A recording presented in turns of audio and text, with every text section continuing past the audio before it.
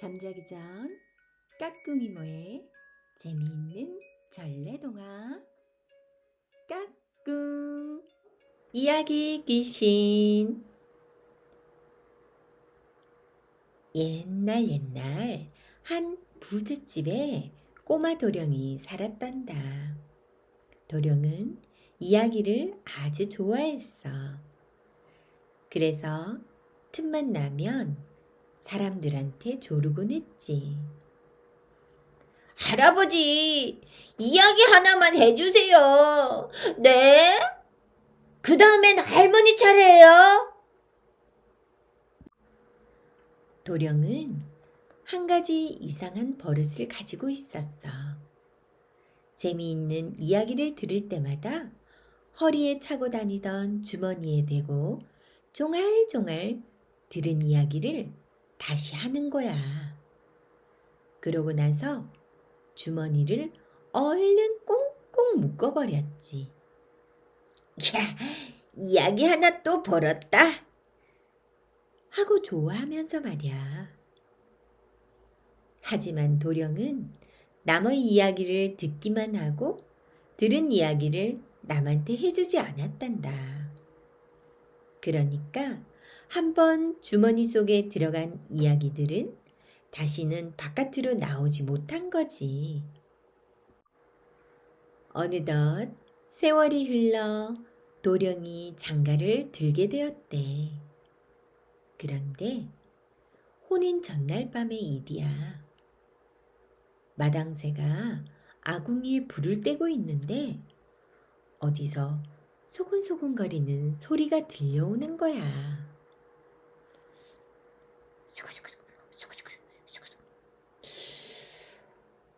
아무도 없는데 어디서 나는 소리일까? 마당새는 귀를 쫑긋 세우고 주위를 살폈어.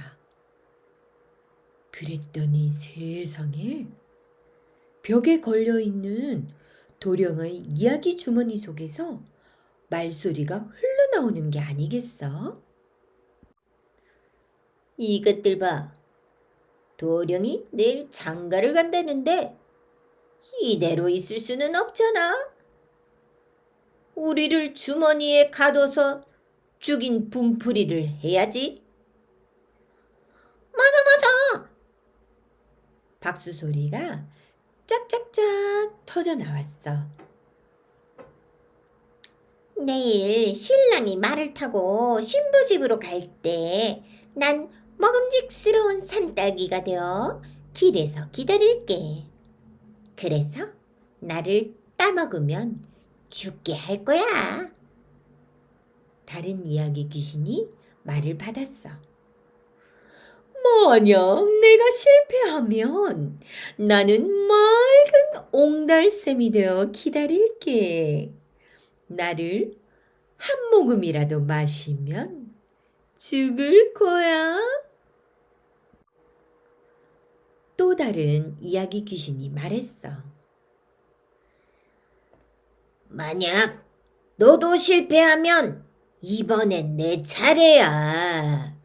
신랑이 신부집에 도착하면 말에서 내려 집단을 밟잖아.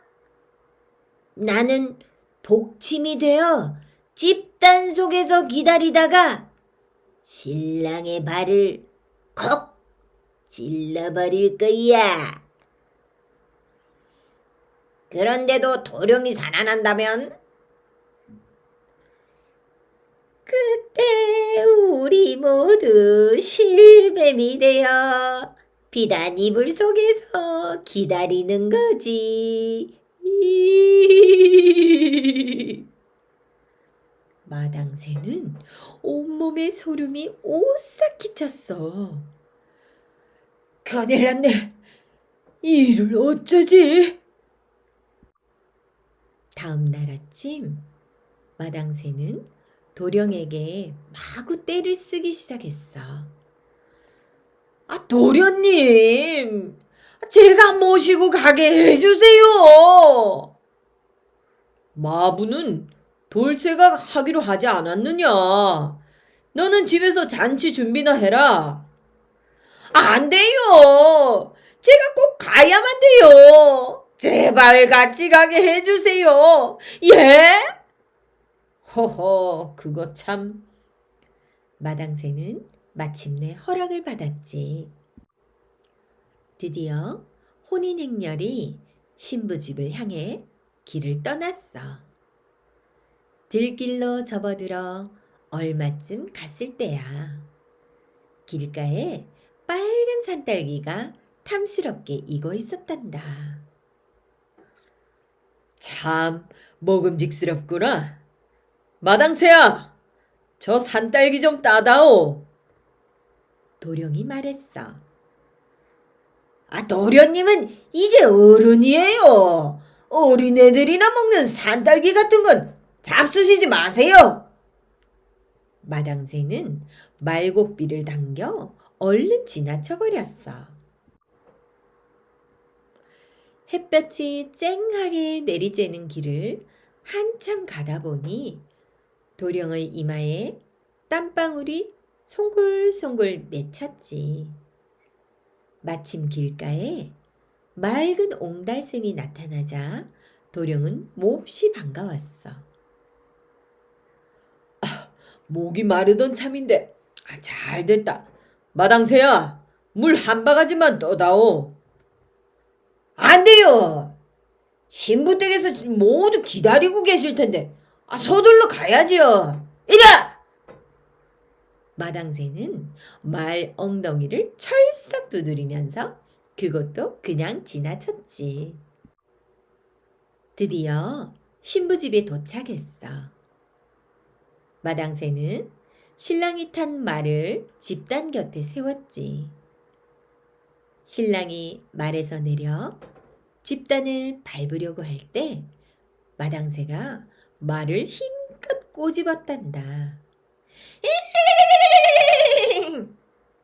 깜짝 놀란 말이 앞발을 치켜드는 바람에 신랑은 말에서 쿵 떨어지고 말았지 뭐야.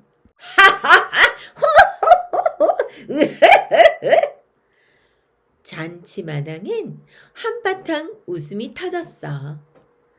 도령은 창피해서 얼굴이 빨개졌단다.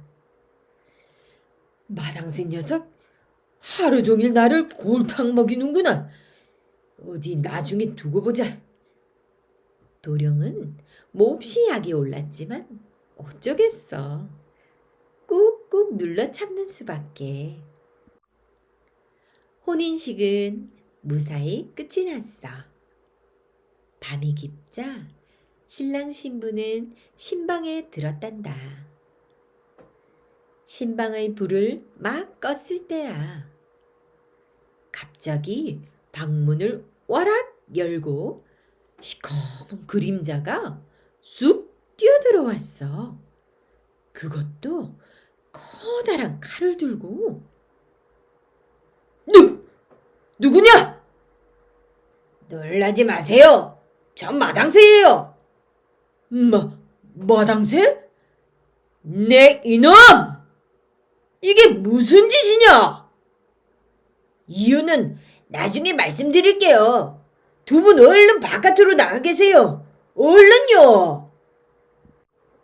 다짜고짜 신랑 신부를 내쫓은 마당새는 먼저 불을 환하게 켰어. 그리고 비단 이불을 확 젖혔지. 그랬더니 실뱀이 우글우글 뱀을 모두 없앤 마당새는 신랑에게 지금까지 있었던 일들을 차근차근 설명했어. 사실을 알게 된 신랑은 몹시 고마워했지. 놀란 신부도 마당새에게 고맙다는 인사를 했어.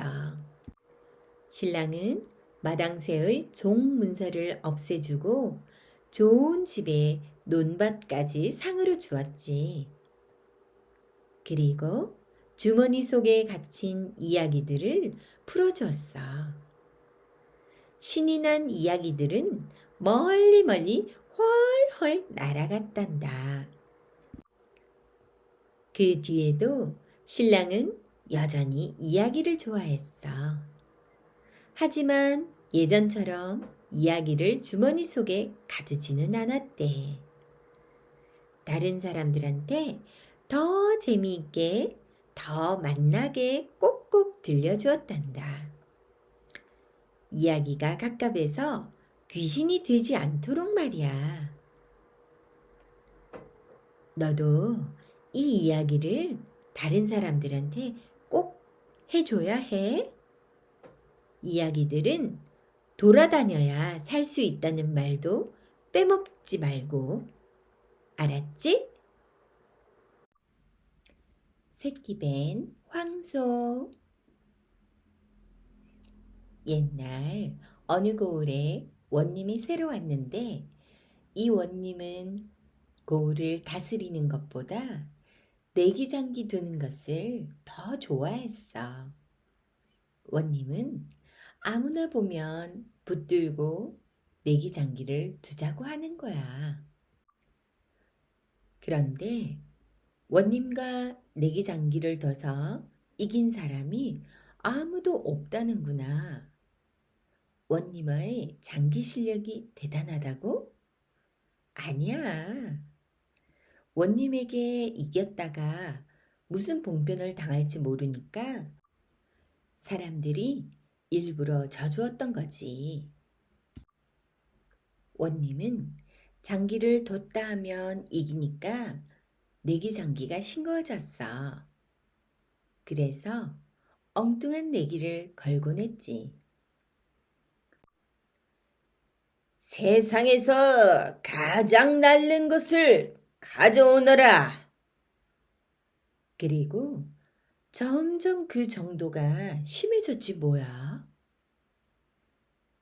돌로 만든 배를 구해오너라. 원님이 말한 것을 가져오지 못하는 사람은 감옥에 갇혀야 했지. 감옥에 갇히지 않으려면 많은 돈을 내야 했고 세상에 이렇게 억울한 경우가 어디 있겠어. 이제 고을 사람들은 원님이 내기장기를 두자고 하면 이런저런 핑계를 대고 슬슬 피하게 되었지. 아버님이 편찮으셔서 그만. 아내가 아이를 낳을 때가 되었어요. 그래서 원님은 내기장기를 둘 상대를 찾아 나서게 되었지. 원님이 큰 길가에 있는 정자에 앉아 있는데 나무꾼이 나무를 한 짐 지고 지나갔어. 원님은 나무꾼을 불렀지. 나무꾼은 깊은 산골짜기에 사는지라 원님의 고약한 내기 버릇을 알지 못했어. 여보게, 무거운 나무찜은 내려놓고 나하고 장기 한 판 두세. 자네가 이기면 자네가 원하는 것을 줄 터이니 자네도 내가 이기면 내가 원하는 것을 줘야 하네. 나무꾼은 원님의 말이라 싫다고도 못하고 장기를 두었지. 결국 나무꾼이 내기 장기에 졌어.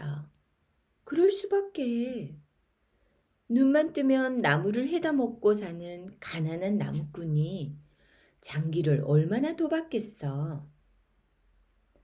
내기에 졌으니 새끼 벤 황소를 가져오게. 나무꾼은 얼굴색이 파랗게 질렸지. 세상에, 암소도 아니고 황소를, 그것도 새끼를 벤 것을 가져오려니. 이만저만한 억지가 아니었지. 곧 죽을 사람처럼 벌벌 떠는 나무꾼을 보고 원님은 속으로 비웃었어. 새깐 놈이 어디 가서 새끼 벤 황소를 구해와. 감옥에 안 가려면 돈을 가져와야지. 집으로 돌아오던 길에 나무꾼은 땅바닥에 털썩 주저앉아 한숨을 쉬었지. 내가 미쳐도 단단히 미쳤지. 어쩌자고 내기장기를 두었단 말인가. 생각할수록 분하고 억울했어. 겨우겨우 힘을 내서 집으로 돌아온 나무꾼은 방문을 걸어 잠그고 끙끙 앓아 누웠대. 대체 무슨 일인데 그러세요? 방문고리를 흔들며 아내가 물었어. 당신은 몰라도 되는 일이오. 무슨 일인지 알아야 도와드리죠. 나무꾼의 어린 아들도 걱정을 했지.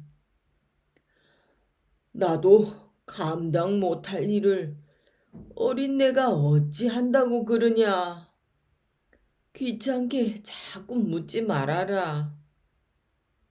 아버지가 알아 누워 계시는데 제 마음이 편하겠어요? 무슨 일인지 말씀해 보세요.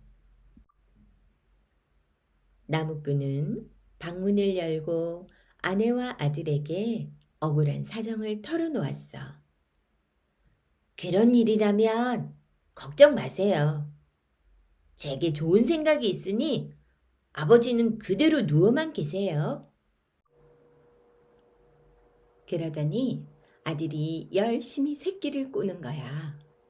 그리고 새끼줄에 고추와 숯을 꽂아 금줄을 만들어 방문에 쳐놓았지. 드디어 원님이 보낸 포졸들이 찾아왔어.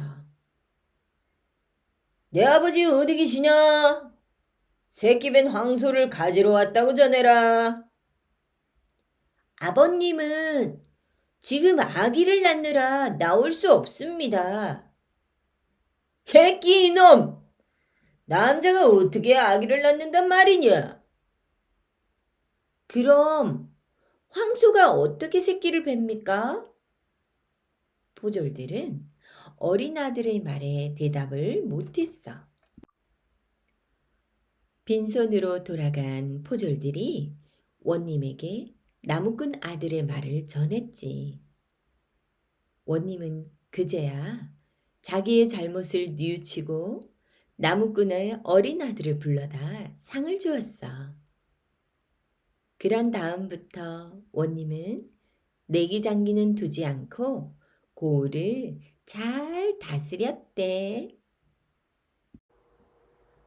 보이나? 보이네. 햇볕이 쨍쨍 내리쬐는 어느 여름날이었지. 소금 사려! 소금 사려! 소금 장수는 땀을 뻘뻘 흘리며 소금을 팔려다녔어. 눈보다도 깨끗한 소금 사려! 그러나 아무도 소금을 사러 나오지 않았대. 소금 장수는 마을에서 가장 잘 산다는 최부잣집을 찾아갔지. 부잣집이니 소금을 쓸 일이 많을 거라고 생각했거든. 소금 사려! 소금 사려! 그런데 최부자는 아주 심술맞은 사람이었어. 옛다! 물벼락이다! 시끄럽게 굴어 내 단잠을 깨운 벌이다! 최부자가 담 너머로 물을 퍼부었어. 아! 차가워! 소금 장수는 그만 물을 흠뻑 뒤집어 썼지 뭐야. 이를 어쩐담. 소금이 다 녹았잖아. 소금 장수는 억울하고 분해서 가슴만 탕탕 쳤어. 지난번엔 생선 장수에게 쇠똥을 퍼부어 생선을 못 팔게 만들더니 오늘은 물벼락이군. 마을 사람들은 소금 장수의 불쌍한 모습을 보고 한마디씩 했어. 물벼락은 아무것도 아니라네. 거지가 오면 쪽박을 깨트리고 몽둥이로 두들겨 팬다네. 고약한 사람 같으니라고 최 부자는 천벌을 받을 걸세. 그렇고 말고. 다음 날도 소금 장수는 소금을 팔러 다녔어. 소금 사려 눈보다 더 깨끗한 소금 사려. 그날도 소금은 좀처럼 팔리지 않았지. 소금 장수는 더위에 지쳐 잠시 쉴 곳을 찾았어. 마침 커다란 고목나무가 보여 그 아래에 누웠다가 잠이 들었지. 소금 장수가 잠든 사이 고목나무 구멍에서 커다란 구렁이가 나왔어. 그러고는 혀를 날름거리며 소금 장수를 내려다보는 게 아니겠어? 잠에서 깨어난 소금 장수는 구렁이를 보고 너무 놀라 벌떡 일어났지. 그런데 구렁이는 아무 일도 없다는 듯이 구슬 하나를 툭 떨어뜨리고 스르르 나무 구멍으로 들어가 버리는 거야. 이게 뭘까? 소금 장수는 구렁이가 준 파란 구슬을 이리저리 살펴보다가 주머니에 넣었어. 쉬었으니 일을 해야지. 소금 장수는 또다시 소금을 팔러 다녔지. 소금 사려! 소금 사려! 소금 장수! 한 아주머니가 소금 장수를 부르며 집에서 뛰어나왔어. 그런데 아주머니는 바로 옆에 서 있는 소금 장수를 두고 두리번거리는 거야. 이상하다. 방금 소금 장수 소리가 났는데? 소금 장수는 아주머니 눈앞에서 손을 흔들어 보았지. 아주머니는 소금 장수가 전혀 보이지 않는 듯 멀뚱멀뚱 갸웃갸웃 하더니 도로 집으로 들어갔어. 그제야 소금 장수는 파란 구슬이 생각났어. 아하, 이것 때문이구나. 예로부터 구렁이가 주는 물건은 신비한 힘을 지녔다는 말이 있었거든. 소금 장수는 구렁이가 준 구슬이 사람의 모습을 감추게 하는 요술 구슬이라는 것을 깨달았지. 그 길로 소금 장수는 최부자 집으로 달려가 대문 앞에서 소리쳤어. 소금 사려! 눈보다 더 깨끗한 소금 사려! 아니나 다를까? 최부자가 또 물을 퍼부으려고 나왔지. 그런데 소금 장수가 보이지 않는 거야. 소금 장수는 대문 안으로 슬그머니 들어가 최부자 머리에 알밤을 한 대 때렸어. 아야! 최부자는 머리를 싸고 두리번거렸지만 저쪽 마당에서 빚이라는 머슴 말고는 주위에 아무도 없었어. 이상하다. 소금 장수는 웃음을 참으면서 두어 대 알밤을 더 주었지. 소금 장수는 최부자의 방에 성큼성큼 들어가 금괴를 들고 나왔어. 이건 소금값으로 대신 가져가는 거야. 내 귀한 소금을 녹게 했으니 값을 내야지. 소금 장수는 금괴 덕분에 부자가 되었어. 하지만 인정 많은 소금 장수는 가난한 사람들을 찾아서 두루두루 도와주었어. 소금 장수가 부자가 되었다는 소문은 멀리 멀리 퍼져나갔어. 어느 날 이웃 마을에 사는 욕심쟁이 영감이 찾아왔지. 이보게, 어떻게 부자가 되었는가? 그 영감은 남에게 베풀 줄을 모르는 사람이었어.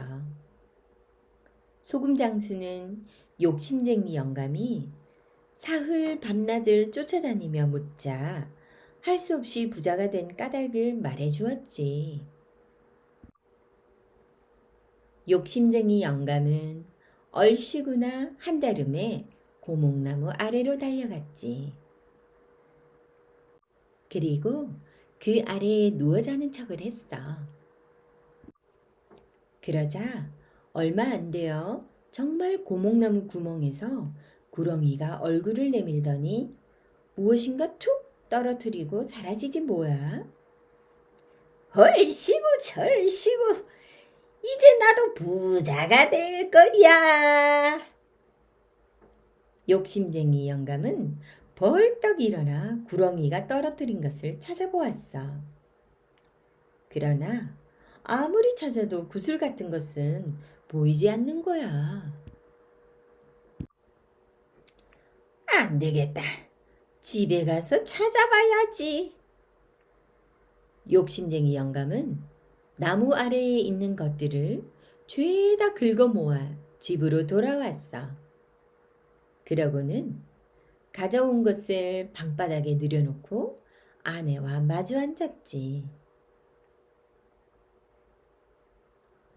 내 모습이 보이면 보인다. 안 보이면 안 보인다. 대답해 주구려. 욕심쟁이 영감은 돌멩이를 집어들었어. 보이나? 아내가 대답했지. 참, 보이네. 다시 나뭇잎 하나를 들고서 물었지. 보이나?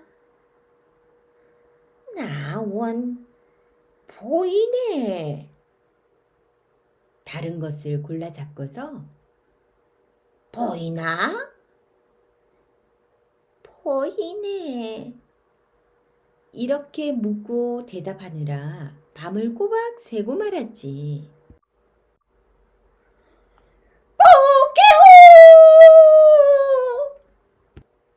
새벽닭이 울었어. 아내는 너무 졸려 꾸벅꾸벅 졸았지. 보이나? 욕심쟁이 영감이 솔방울을 들고 물었지. 아내는 졸립고 귀찮아서 거짓말을 했어. 안 보이네. 그 말에 욕심쟁이 영감은 신바람이 나서 솔방울을 갖고 최부자 집으로 달려갔지. 그러더니 최부자가 있는 방으로 성큼성큼 들어가 금괴를 번쩍 들고 나왔어.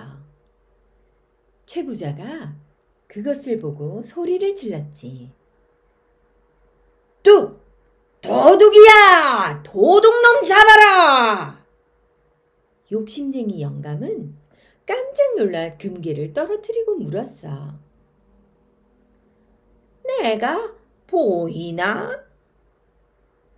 그래, 보인다 이놈아! 결국 욕심쟁이 영감은 최부잣집 머슴들에게 실컷 얻어맞고 쫓겨났대. 짧아진 바지. 옛날 어느 마을에 김선비와 세 딸이 살고 있었어. 딸들은 서로 자기가 아버지를 더 위한다고 다투곤 했지. 아마 나보다 아버지를 더 생각하는 사람은 없을걸? 첫째 딸이 동생들에게 자신 있게 말했어. 아니야! 내가 더 아버지를 생각한다고! 둘째 딸도 지지 않고 말했지. 난 시집도 가지 않고 아버지랑 쭉 같이 살 거야. 그렇죠, 아버지? 셋째 딸이 아버지를 향해 찡긋 웃으며 말했어.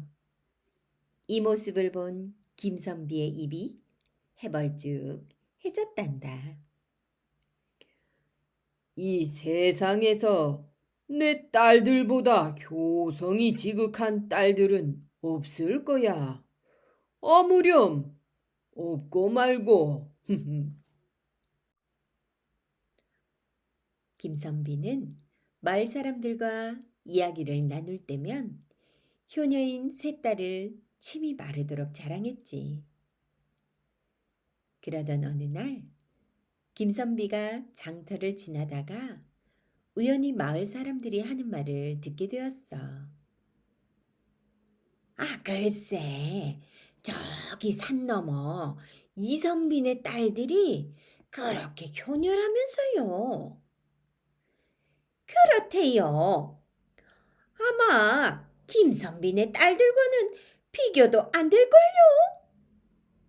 사람들은 맞장구를 치며 이선빈의 딸들이 효녀라고 했지. 이 말을 들은 김선비의 두 눈이 동그래졌어. 대체 이선빈의 딸들이 얼마나 효녀길래 저런 소문이 났을까? 아무래도 내가 직접 확인해 봐야겠어. 어느 무더운 날 김선비는 산 너머에 있는 이선비네를 가기 위해 집을 나섰어. 김선비는 얼굴에 송골송골 난 땀을 닦으며 부지런히 산을 넘었지.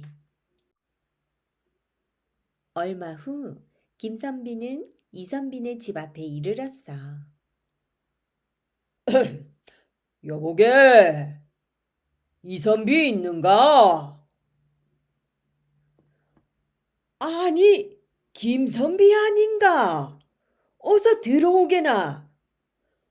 이 먼 곳까지 연락도 없이 웬일인가? 이선비는 얼른 마당으로 나와 김선비를 반갑게 맞았지. 그런데 이선비를 본 김선비는 깜짝 놀랐어. 글쎄, 이선비 바지자락이 무릎에서 팔랑거리고 있는 거야.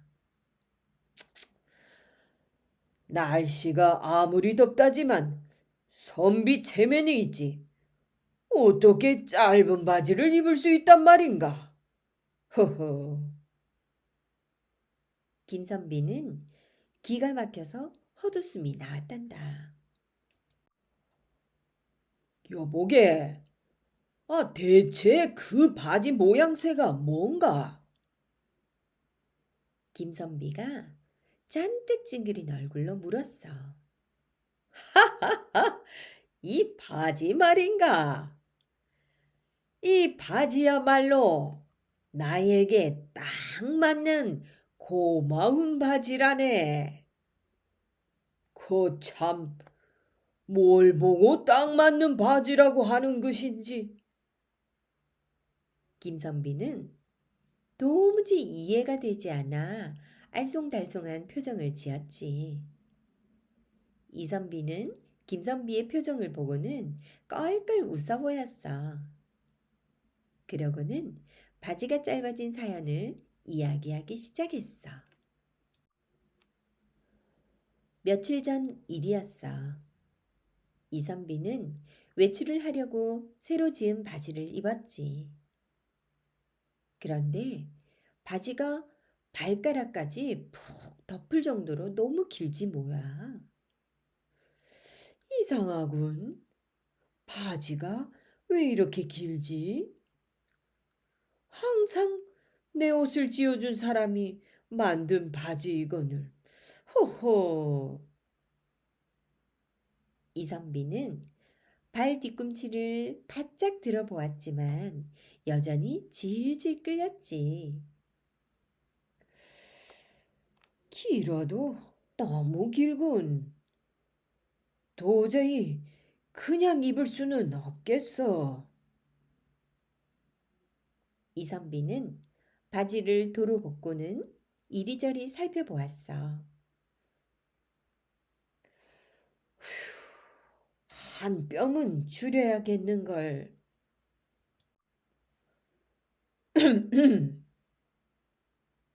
이선비는 방 안에 있는 세 딸을 향해 헛기침을 했어. 아버지, 무슨 일이세요? 세 딸들이 동시에 이선비에게 물었어. 누가 이 바지를 한 뼘만 줄여주면 좋겠구나. 너무 길어서 입을 수가 없어. 이선비가 바지를 펼쳐서 딸들에게 보여주었어. 네, 그럴게요. 네, 제가 줄여놓을게요. 알겠습니다, 아버지. 세 딸들은 미소를 지으며 차례차례 대답했단다. 어느덧 밤이 되었단다. 맞이인 내가 아버지 바지를 줄여드리는 것이 당연해. 첫째 딸은 잠자리에 들려다가 다시 일어났어. 그러고는 벽에 걸린 아버지 바지를 살그머니 집어들었지.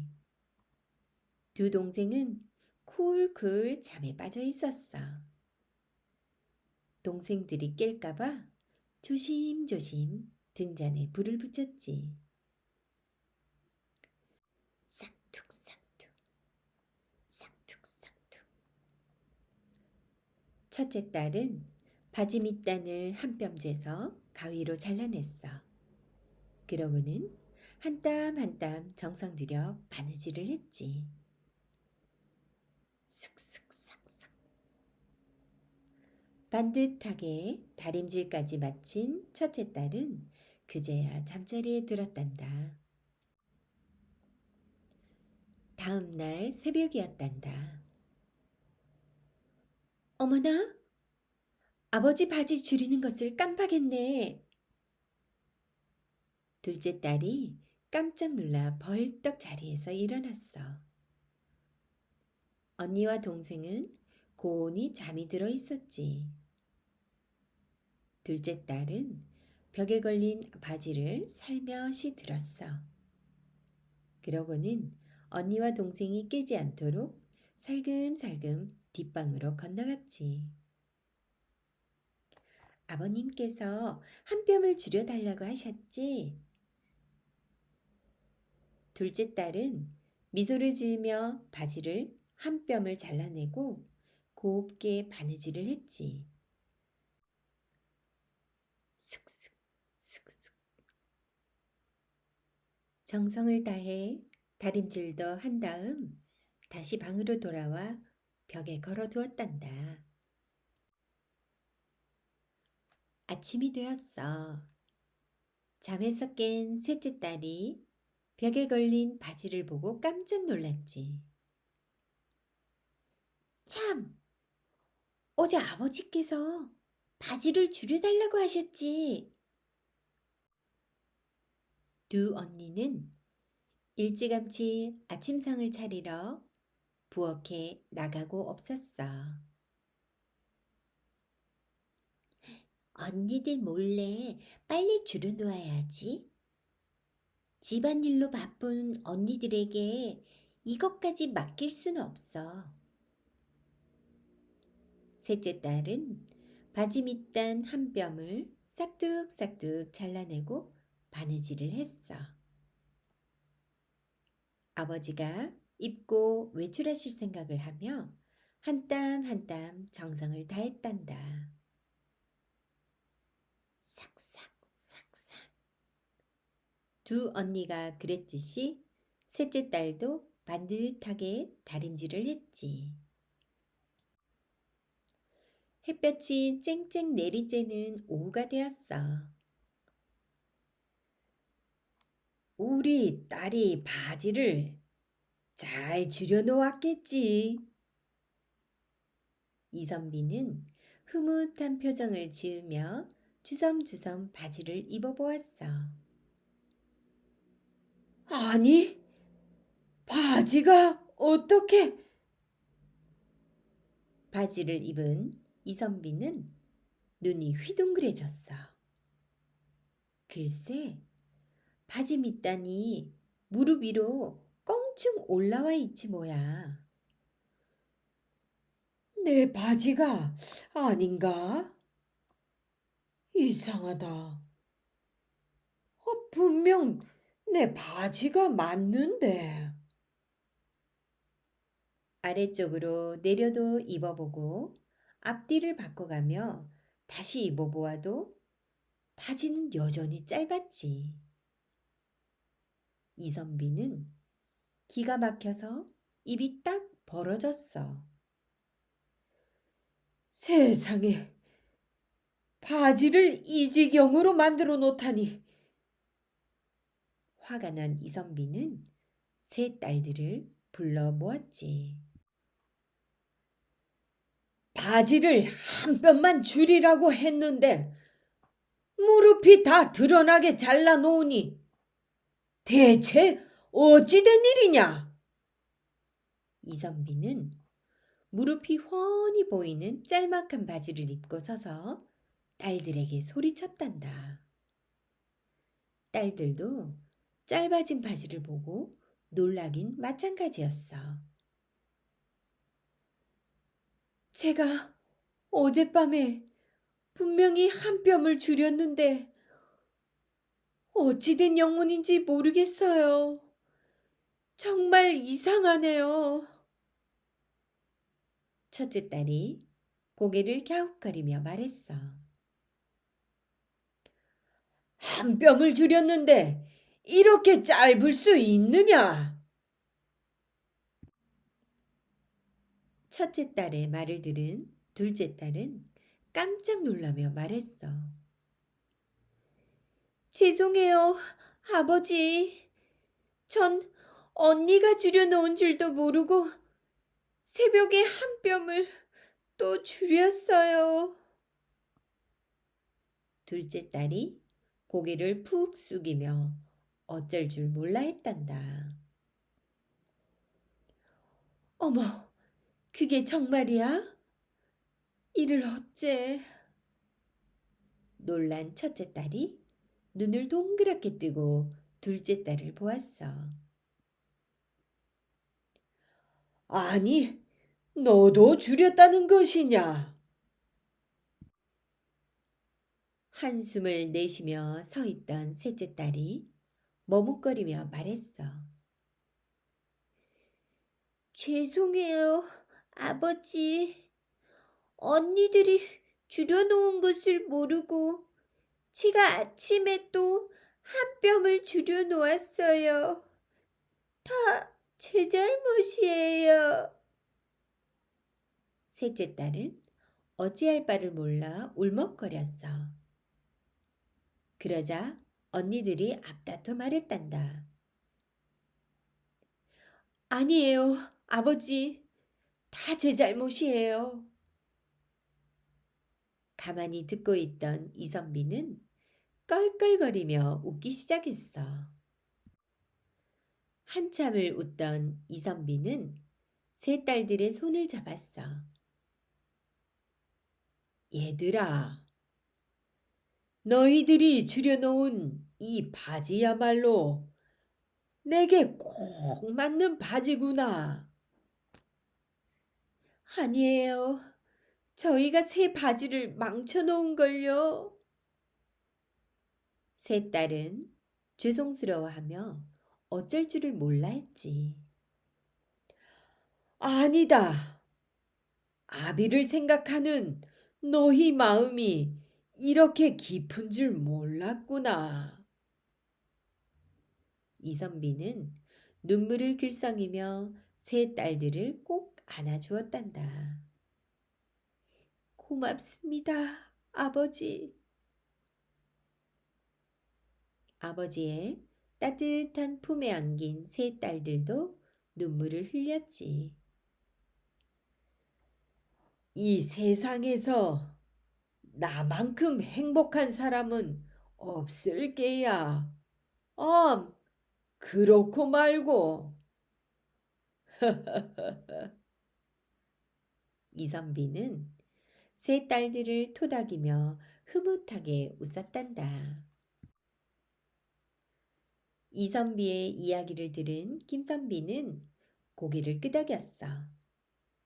그리고 김선비는 그 길로 부랴부랴 집으로 돌아왔어. 오는 길에 긴 바지 한 벌도 사왔지. 김선비는 마당에 있는 딸들을 향해 말했어. 얘들아, 바지가 너무 길어서 불편하구나. 내일 점심때까지 바지를 한 뼘만 줄여다오. 네, 아버지. 세 딸들은 자신 있게 대답했어.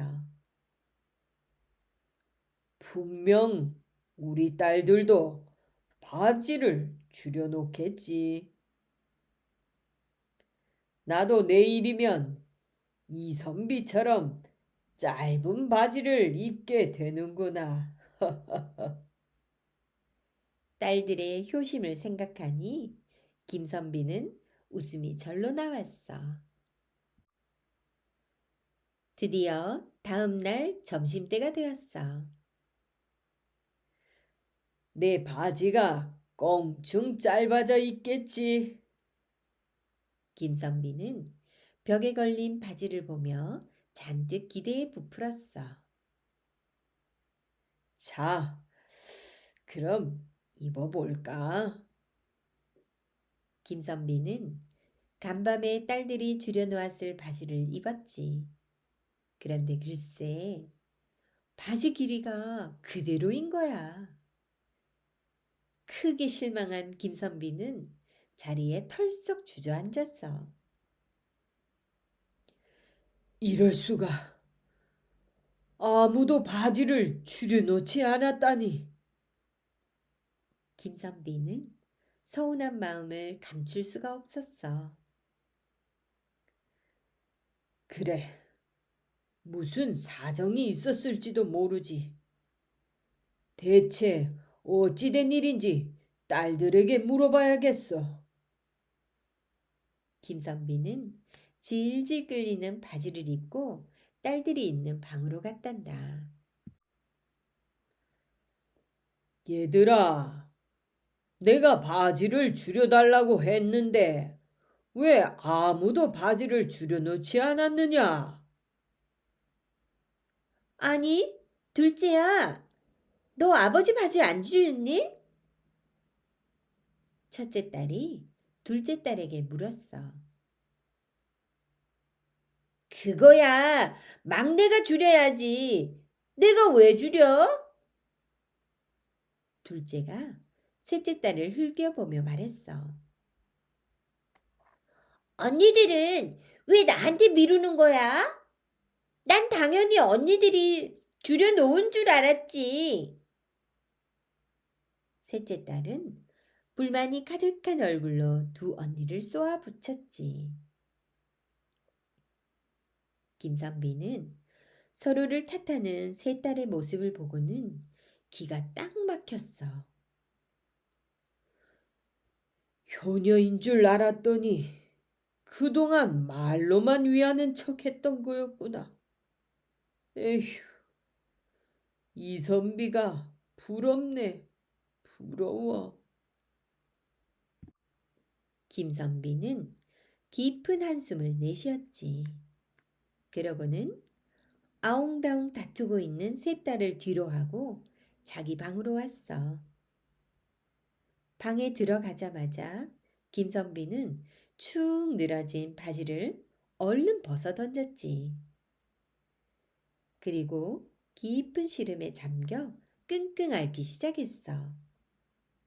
왜 끙끙 앓기 시작했냐고?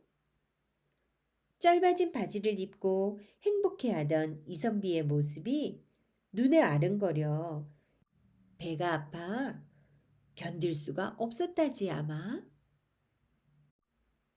금도끼, 은도끼. 옛날 옛적 착하기로 소문난 돌쇠라는 나무꾼이 살고 있었어. 돌쇠는 늙은 부모님과 함께 살았는데 너무 가난해서 가진 거라고는 낡고 오래된 쇠도끼뿐이었지. 그나마도 비가 오거나 날이 굳으면 나무를 하지 못해 온 가족이 쫄쫄 굶어야 했단다.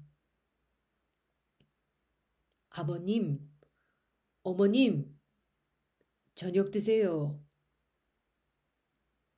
아이고, 오늘도 누룽지냐? 어휴, 언제쯤 우리도 흰 쌀밥에 고기 반찬 놓고 먹을꼬.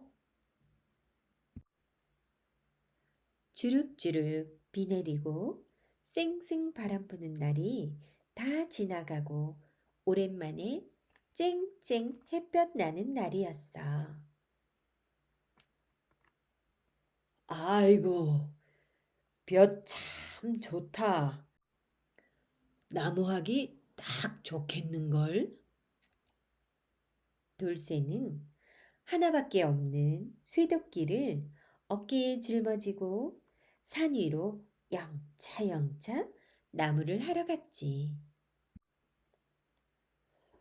베자 베자 나무를 베자 나무를 베어 장에 팔아 아버지에게는 고기 반찬 어머니에게는 새신 삼시세끼 배불리 먹고 통통통 신나게 배두들겨 봐야지. 흥얼흥얼 노래를 부르며 돌쇠는 도끼로 힘껏 나무를 내리찍었어. 쿵쿵쿵 돌쇠가 힘껏 나무를 찍었어. 쿵쿵쿵 그러자 온 산이 같이 흔들렸지. 앗! 그런데 돌쇠가 너무 힘껏 나무를 찍었나 봐. 돌쇠의 도끼가 하늘로 휙 날아가더니 풍덩! 그만 연못 속에 빠지고 말았지 뭐야. 아이고, 아이고, 하나밖에 없는 도끼를 잃었으니 나는 이제 어찌할꼬. 고기 반찬은커녕 밥 한 술도 못 먹고 새신는커녕 헌신짝도 못 얻어 신게 생겼구나. 돌쇠는 땅을 치며 목 놓아 울었어. 돌쇠의 울음소리가 온 산에 쩌렁쩌렁 울렸지. 그때 갑자기 연못에서 하얀 연기가 뭉게뭉게 피어올랐어. 그러더니 퐁! 하는 소리가 들렸지.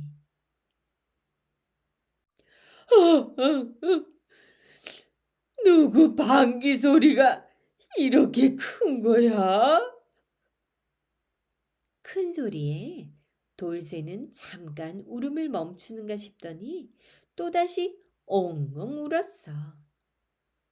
조금 뒤 눈물 범벅이 된 돌새 앞에 길고 새하얀 머리와 수염을 한 산신령이 나타났어.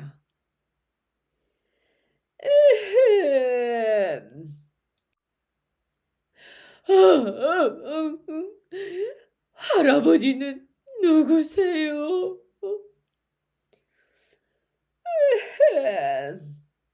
나는 이 산을 지키고 있는 산신령이란다.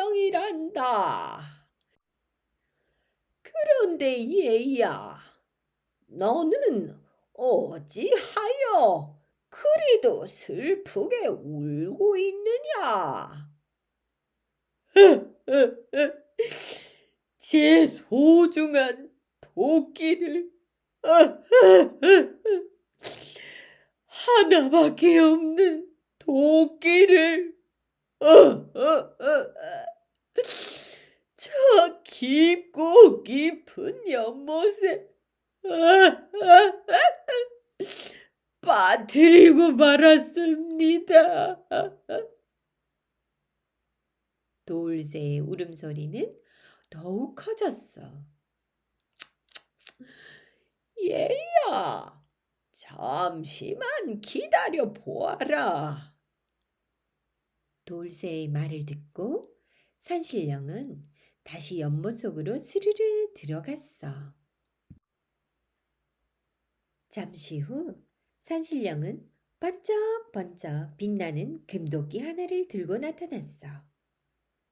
얘야, 번쩍번쩍 이 도끼가 내 도끼냐?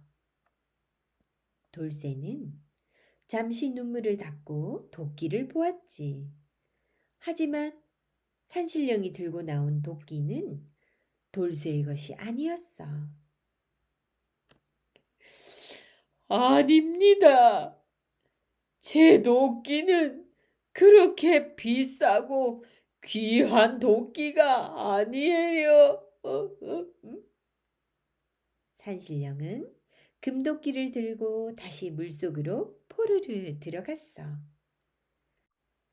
산신령이 사라지자 돌새는 또다시 울기 시작했어. 내 도끼, 내 도끼.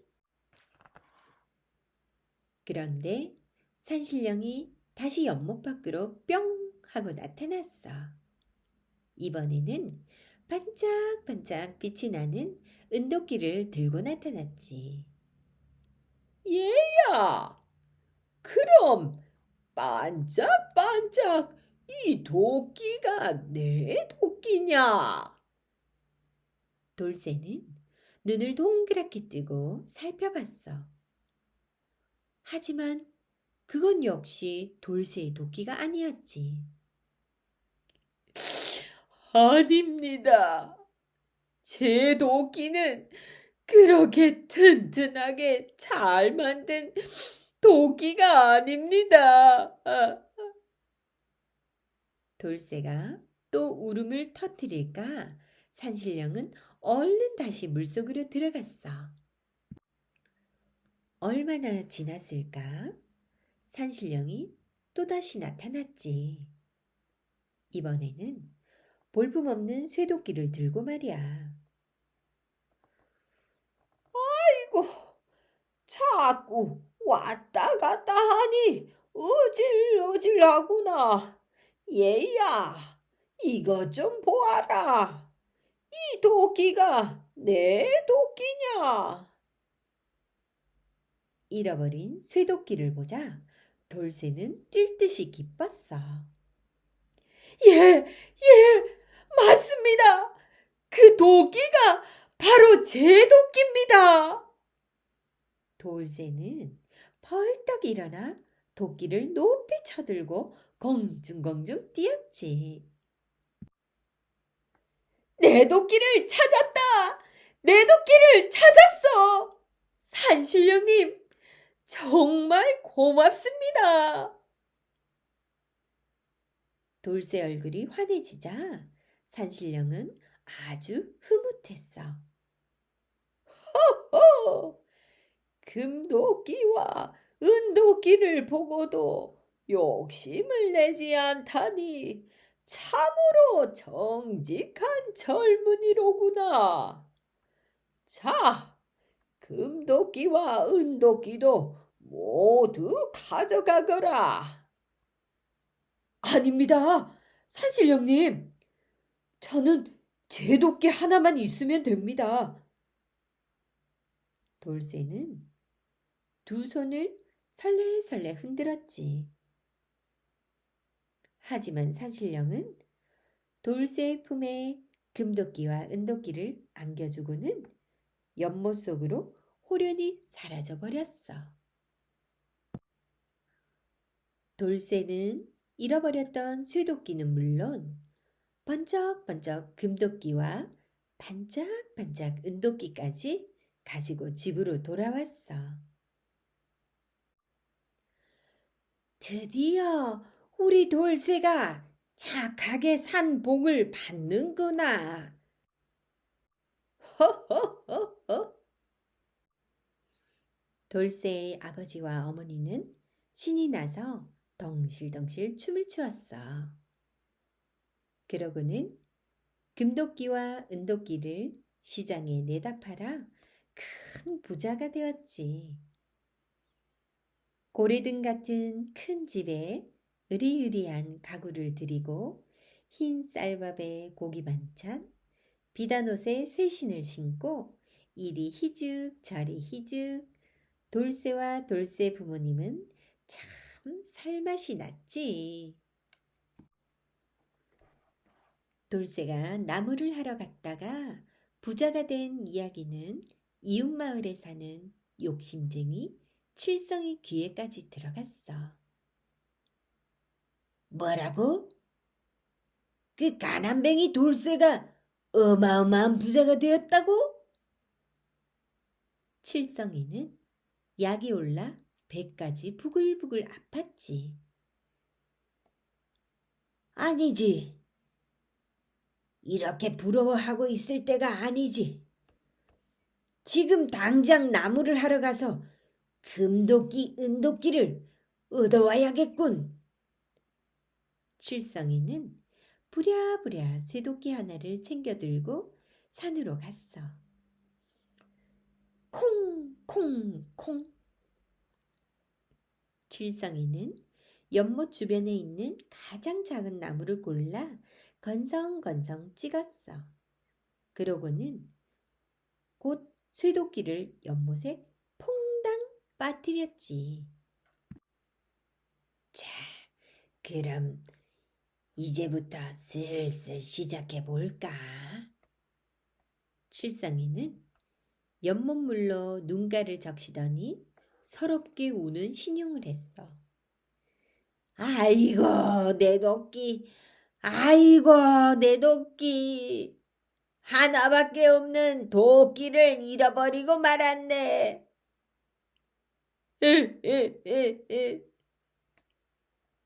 그러자 정말 산신령이 연못에서 펑 나타나는 게 아니겠어? 얘야, 너는 또 어찌하여 이리도 시끄럽게 우느냐? 산신령님, 제 도끼를 그만 연못에 퐁당 빠뜨렸지 뭡니까?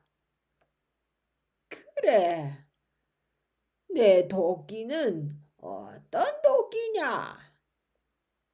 제 도끼는요, 아주 비싸고 잘 만들어진 도끼입니다. 칠성이의 말을 듣고 산신령은 연못 속으로 스르르 들어갔어. 한참이 지나도 산신령이 나오지 않자 칠성이는 큰 바위에 기대어 드르렁 푸 드르렁 푸 잠이 들었어. 칠성이의 코 고는 소리가 온 산을 뒤흔들 즈음 산신령이 금도끼, 은도끼, 쇠도끼를 들고 나타났지. 얘야, 여기 금도끼, 은도끼, 쇠도끼 중에 어느 것이 내 도끼냐? 금도끼, 은도끼라는 말에 칠성이는 눈이 번쩍 뜨였어. 산신령님, 금도끼, 은도끼, 쇠도끼 모두 제 도끼지요.